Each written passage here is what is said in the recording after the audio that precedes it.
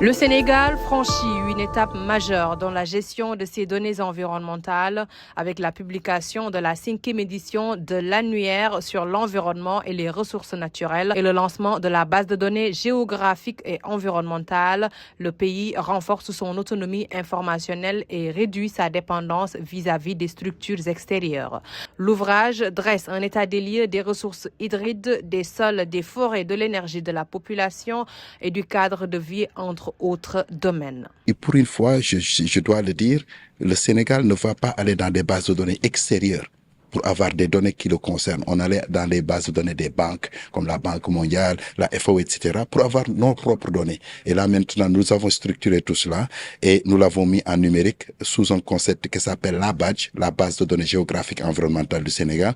Et on a vu des tendances parfois positives, parfois négatives. Pour ce qui concerne la dégradation des terres, la salinité, évidemment, on a vu qu'il y avait peut-être des choses qu'on pouvait faire mieux. Et c'est normal, je pense que dans tous les pays du monde, le processus de dégradation des terres est connu. Mais en même temps, le Sénégal a fait beaucoup d'efforts positifs sur la préservation de certains écosystèmes comme les écosystèmes des mangroves qui sont devenus des espaces de densité de biodiversité. Des espaces comme les zones humides aussi ont été préservés dans une certaine mesure.